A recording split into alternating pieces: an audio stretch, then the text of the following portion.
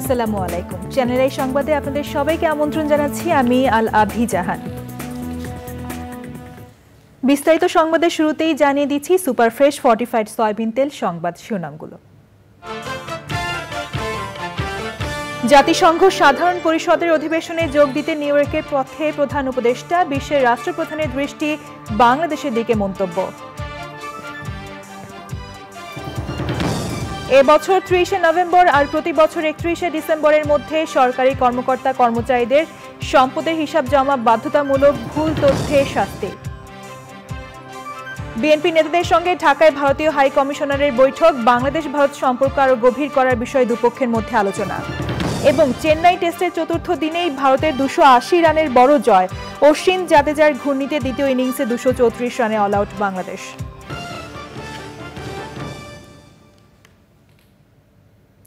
সংবাদ শিরোনামগুলো জানাচ্ছিলাম। এখনকার এই সংবাদ আয়োজন একই সঙ্গে চ্যানেল আই এর ইউটিউব চ্যানেলে এবং চ্যানেল আই এর ওটিটি প্ল্যাটফর্ম আই স্ক্রিনে লাইভ স্ট্রিম হচ্ছে। এবারে বিস্তারিত প্রসঙ্গ। ভোর 5টা 5 মিনিটে ঢাকা থেকে যুক্তরাষ্ট্রের নিউ ইয়র্কের উদ্দেশ্যে রওনা হয়েছেন অন্তর্বর্তী সরকারের প্রধান উপদেষ্টা অধ্যাপক মোহাম্মদ ইউনূস। 27শে সেপ্টেম্বর জাতিসংঘের সাধারণ অধিবেশনে ভাষণ দেবেন তিনি।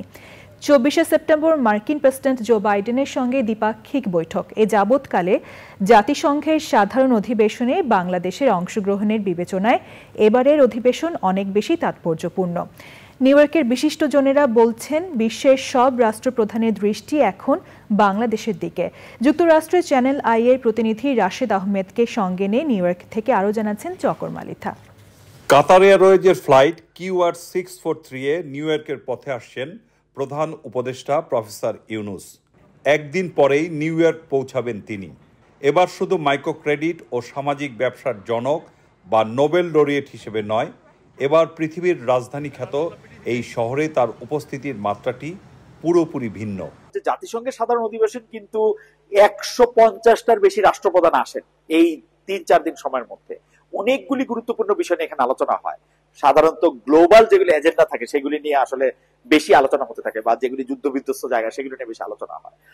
বাংলাদেশের ক্ষেত্রে এই সুযোগটা তিনি কতটা পাবেন সেটা আমার ঠিক জানা নাই, তবে তিনি কোনো না কোনো ভাবে এই সুযোগ করে নেবেন, এটা আমার একটা আশা। নিউ ইয়র্কের বিশিষ্টজনেরা বলছেন, অভ্যুত্থানের পথ পেরিয়ে যে অন্তর্বর্তীকালীন সরকার গঠিত হয়েছে, সেই সরকারের ঐতিহাসিক ভূমিকার সূচনা ঘটবে এই জাতিসংঘের সাধারণ অধিবেশন থেকে। আন্তর্জাতিক সম্পর্কে বাংলাদেশের যে নতুন অবস্থান, এই অবস্থানের একটি সূচক তার এই জাতিসংঘে আসা এবং এখানে ভূমিকা রাখা। অল্প কিছুদিনের মধ্যে যখন তিনি আসছেন, তখনই এটি প্রমাণ হবে যে বাংলাদেশ আগের সে অবস্থানে নেই। বাংলাদেশ পরিপূর্ণ স্বাধীন, সার্বভৌম, মর্যাদাশীল রাষ্ট্র হিসাবে তার যে অবস্থান নিয়েছে তারই প্রমাণ দিবেন এবার অন্তর্বর্তীকালীন সরকার প্রধান ডক্টর মোহাম্মদ ইউনূস। শুধু বাংলাদেশ নয়, এবার জাতিসংঘের সাধারণ অধিবেশনের প্রশ্নেও নতুন কোনো উচ্চাশার জন্ম দেবেন প্রফেসর ইউনূস। এরই মধ্যে শুরু হয়ে গেছে জাতিসংঘ সাধারণ পরিষদের ৭৯তম অধিবেশন। বিভিন্ন দেশের সরকার ও রাষ্ট্রপ্রধানরা আসতে শুরু করেছেন নিউ ইয়র্কে।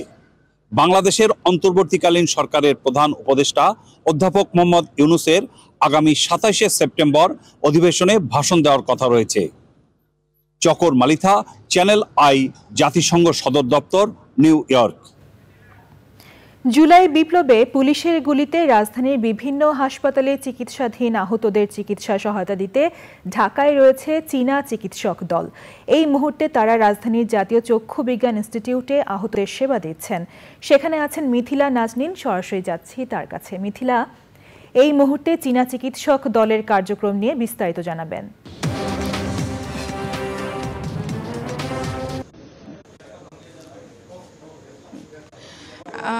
দর্শক, আপনারা দেখতে পাচ্ছেন যে জাতীয় চক্ষু বিজ্ঞান ইনস্টিটিউটে এখানে কিন্তু চীনা চিকিৎসক দল এরই মাঝে পৌঁছে গিয়েছেন। এখানে যে জুলাই বিপ্লবের সময় যারা আহত হয়েছেন তারা সেবা দিবেন, এবং যারা আহত তাদেরকে কিন্তু এরই মাঝে এখানে আলাদাভাবে করিডোরে বসে রাখা হয়েছে। চিকিৎসকরা তাদের সঙ্গে কথা বলছেন এবং কথা বলার পরবর্তী তাদের অবস্থা মানে পরিস্থিতি বুঝে যে ধরনের চিকিৎসা দরকার, যে ধরনের সেবা দরকার, তারা সে ধরনের সেবা দিবেন। এবং এই 10 সদস্যের যে চীনা ডক্টর ডং কুইয়ানের নেতৃত্বে 10 সদস্যের যে চীনা চিকিৎসক দল এখানে পৌঁছেছেন, তারা কিন্তু সকাল 8:30 নির্ধারিত সময় সকাল 8:30টাতেই জাতীয় চক্ষু বিজ্ঞান ইনস্টিটিউটে পৌঁছে গিয়েছেন এবং এই কিছুক্ষণ হলো তারা কথা বলছেন। এখানে যারা আহত আছেন, যারা হলো বিভিন্নভাবে ক্ষতিগ্রস্ত হয়েছে, যাদের এই আন্দোলনের সময় চোখ ক্ষতিগ্রস্ত হয়েছে, কারো এক চোখ, কারো দুই চোখ, কিংবা নানাভাবে যারা ক্ষতিগ্রস্ত হয়েছেন তাদের সঙ্গে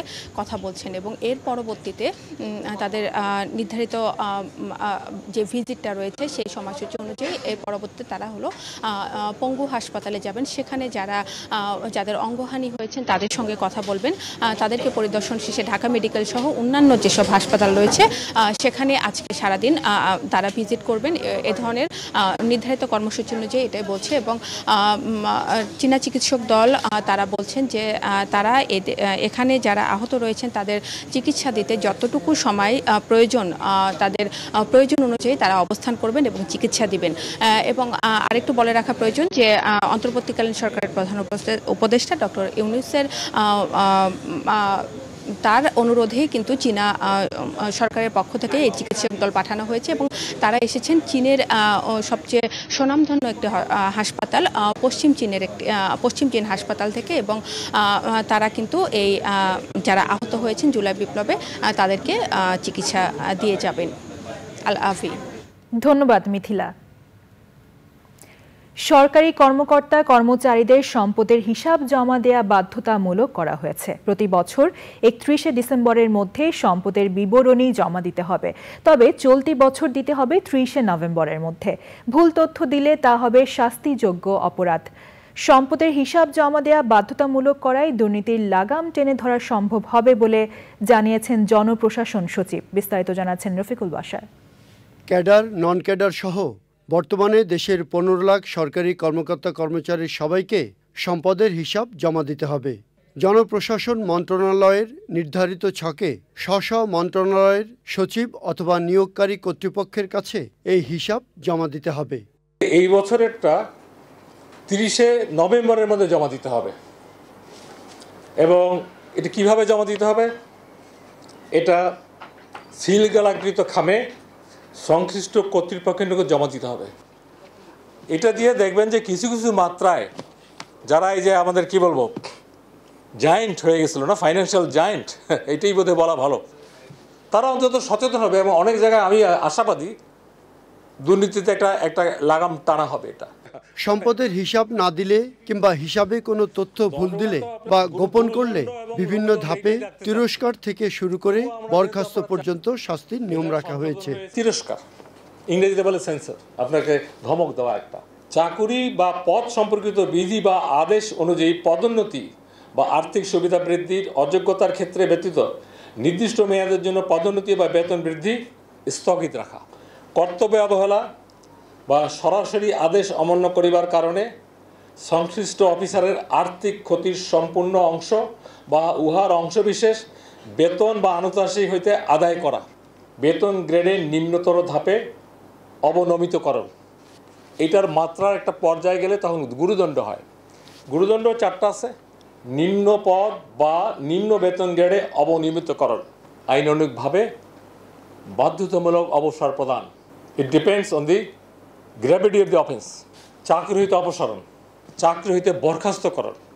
এই হিসাব বিবরণীতে তথ্য অধিকার আইন প্রযোজ্য হবে না, অর্থাৎ সাধারণ মানুষ জানতে পারবে না, তথ্য গোপন থাকবে। সম্পদ বিবরণীর তথ্য সম্পূর্ণ বা আংশিক হস্তান্তরযোগ্য নয়। ক্লজ 2, সম্পদ বিবরণী অতি গোপনীয় দলিল বিধায় এক্ষেত্রে তথ্য অধিকার আইন 2009 প্রযোজ্য হবে না। ভবিষ্যতে অনলাইনে সম্পদ বিবরণী জমা দেওয়ার ব্যবস্থা করা হবে। তখন স্বয়ংক্রিয়ভাবে অতিরিক্ত সম্পদ দাখিলকারীদের তথ্য যাচাই করা হবে। Rafiqul Bashar, channel I, Dhaka. বিএনপির সঙ্গে বৈঠক করেছেন ঢাকায় ভারতীয় হাই কমিশনার প্রণয় ভার্মা। রোববার রাজধানীতে বৈঠক শেষে দলের মহাসচিব বলেছেন, বাংলাদেশ ভারত সম্পর্ক কিভাবে আরও গভীর করা যায় এ নিয়ে কথা হয়েছে। ভারত বিএনপির সঙ্গে রাজনৈতিক সম্পর্ক দৃঢ় করতে চায় বলেও মন্তব্য করেন মির্জা ফখরুল। রাহুল রায়ের রিপোর্ট।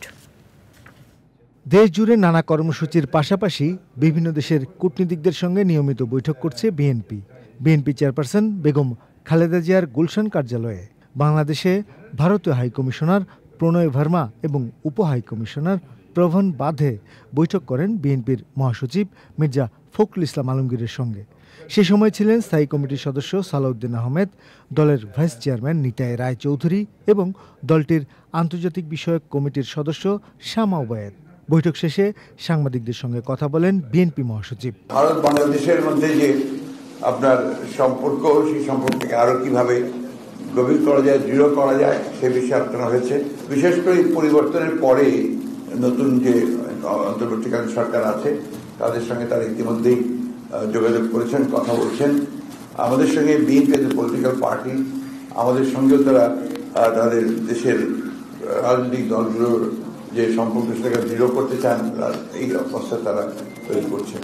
এবং এই সম্পর্কের মধ্যে আরো কি করে সুস্থতা, আরো পজিটিভিটি কি করে নিয়ে আসা যায়, সেই বিষয়টার উপরে তারা কাজ করতে আগ্রহী। মির্জা ফখরুল জানান, বিভিন্ন সমস্যা সমাধান নিয়েও বৈঠকে কথা হয়েছে। আমাদের পানি সমস্যার কথা বলেছি এবং সেগুলো দ্রুত সমাধান হওয়া দরকার, সেই কথাগুলো বলেছি। আমাদের সীমান্তে হত্যা বন্ধ করার প্রয়োজন, সে কথাগুলো আমরা তাদেরকে বলেছি। সেই সঙ্গে আমাদের যে আপনার সিকিউরিটি যে বিষয়টা আছে বোথ দ্য কান্ট্রিজ, সেটা নিয়ে আমরা কথা বলেছি। তারা বলেছেন যে তারা এই বিষয়গুলো অত্যন্ত সজাগ এবং তারা চেষ্টা করছেন দ্রুততার সঙ্গে সেই সমস্যাগুলো কিভাবে সমাধান করা যায়। জাতীয়তাবাদী তরুণ দলের প্রতিষ্ঠাবার্ষিকীতে বিএনপির প্রতিষ্ঠাতা জিয়াউর রহমানের সমাধিতে শ্রদ্ধা জানান বিএনপি চেয়ারপারসনের উপদেষ্টা জয়নুল আবদিন ফারুক। কক্সবাজারে বৈষম্য বিরোধী ছাত্র আন্দোলনে নিহতদের পরিবারের সঙ্গে সাক্ষাৎ করেছে আমরা বিএনপি পরিবার। সেলটির আহ্বায়ক আতিকুর রহমান রুমন বলেছেন, সেলের প্রধান পৃষ্ঠপোষক বিএনপির ভারপ্রাপ্ত চেয়ারম্যান তারেক রহমানের পক্ষ থেকেই তারা শহীদদের পরিবারের পাশে দাঁড়িয়েছে। যারা সম্প্রতি আন্দোলনে শহীদ হয়েছেন এবং গুরুতর আহত হয়েছেন, ঘরে ঘরে খবর নিয়েছি, তারেক রহমান সাহেবের বার্তা পৌঁছে দিয়েছি। রাহুল রায়, চ্যানেল আই, ঢাকা। বন্যা পরবর্তী সময়ে নোয়াখালীতে ব্যাপক আকার ধারণ করেছে বিভিন্ন পানিবাহিত রোগ। অর্থাভাবে চিকিৎসা করাতে পারছেন না অধিকাংশ দুর্গতরা। অসহায় এসব হাজারো মানুষকে বিনামূল্যে চিকিৎসা সেবা ও ওষুধ দিয়েছে প্রকৃতি ও জীবন স্বাস্থ্য সেবা কেন্দ্র এবং প্রকৃতি ও জীবন ক্লাব। এমন উদ্যোগে কৃতজ্ঞতা জানিয়েছেন বানভাসী জনপদের মানুষ। আব্দুল করিমের ভিডিও চিত্রে আফরোজা হাসির রিপোর্ট। নানান অনিশ্চয়তা ও ক্ষয়ক্ষতির পর বন্যার পানি নামার সাথে সাথে বেরিয়ে আসছে ক্ষতচিহ্ন। এর সাথে পাল্লা দিয়ে বেড়েছে চর্মরোগ, শ্বাসকষ্ট, নিউমোনিয়া, জ্বরসহ পানিবাহিত রোগের প্রাদুর্ভাব। জীবিকার সংগ্রামের পাশাপাশি দুর্গতদের যুদ্ধ করতে হচ্ছে বিভিন্ন রোগের বিরুদ্ধেও। এমন বাস্তবতায় নোয়াখালীর সেনবাগের হাজারো মানুষকে বিনামূল্যে চিকিৎসা সেবা ও ওষুধ দিয়েছে প্রকৃতি ও জীবন স্বাস্থ্য সেবা কেন্দ্র এবং প্রকৃতি ও জীবন ক্লাব। ঘরের পাশে বিনামূল্যে চিকিৎসা সেবা ও ওষুধ পেয়ে স্বস্তি জানিয়েছেন বানভাসী মানুষ। স্কিনের সমস্যা, সব শরীরে স্কিনের সমস্যা হয়ে গেছে, পিসি আশ্রা হয়ে গেছে বন্যার কারণে। অ্যালার্জির রোগের সমস্যা আছিল, এই কারণে ডাক্তারের কাছে আনছি। ছেলেদের খাদ্যানি হয়ে গেছে, নিজেকেও খাদ্য নিয়ে গেছে বন্যার পানিতে। হাতে পায়ে সারা শরীরে চুলকানি, এই কারণে আসছি এখানে ডাক্তার দেখানোর জন্য। ডাক্তার ভালো ওষুধ দিয়েছে।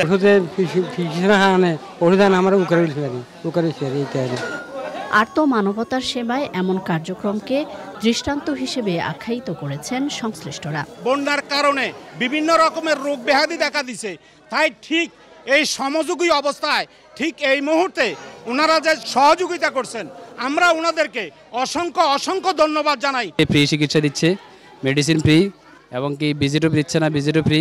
প্রকৃতি ও জীবন ক্লাবকে ধন্যবাদ জানাই। মানুষের জন্য এখানে ঔষধ এবং চিকিৎসা সেবা দেওয়া হচ্ছে। নিঃসন্দেহে এটি একটি বড় পরিসরে এবং বড় একটি উদ্যোগ।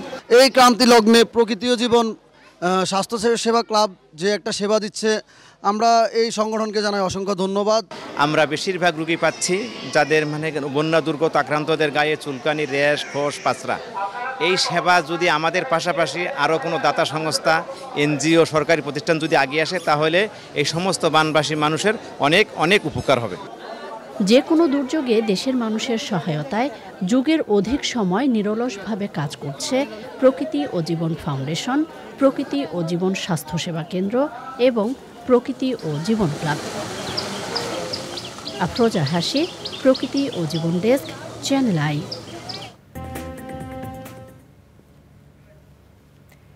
গণবিক্ষোভের মুখে প্রেসিডেন্ট দেশ ছেড়ে পালানোর 2 বছরের বেশি সময় পর নির্বাচিত প্রেসিডেন্ট পেল শ্রীলঙ্কা। রোববার রাতে দেশটির নির্বাচন কমিশন নির্বাচনে জয়ী বামপন্থী অনুরা কুমারা দিশানায়েকের নাম ঘোষণা করে। এর মাধ্যমেই শ্রীলঙ্কায় রাজাপাকসে পরিবারের টানা 1.5 দশকের বেশি সময়ের একক আধিপত্যের অবসান ঘটল। নির্বাচনে অনুরা কুমারা দিশানায়েকে 42.31% ভোট পেয়েছেন।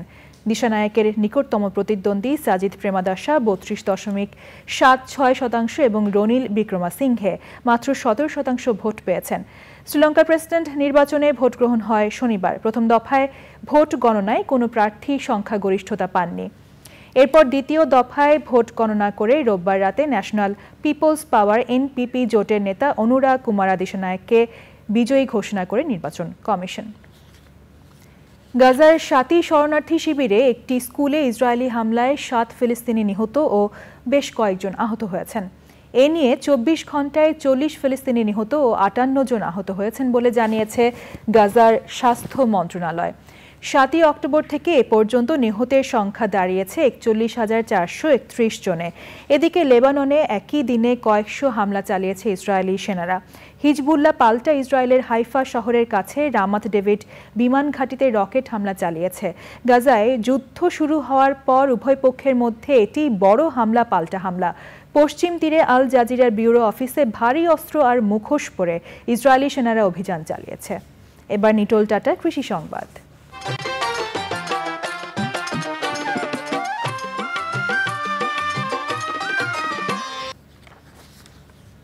কিশোরগঞ্জে বস্তায় আদা চাষ বেড়েছে। কম খরচে বেশি লাভ হওয়ায় কৃষি বিভাগের পরামর্শে বস্তায় আদা চাষে কৃষকদের আগ্রহ বাড়ছে। এতে কৃষক লাভবান হওয়ার পাশাপাশি আমদানি নির্ভরতা কমেছে বলছে কৃষি অধিদপ্তর। এবার প্রকৃতি সংবাদ।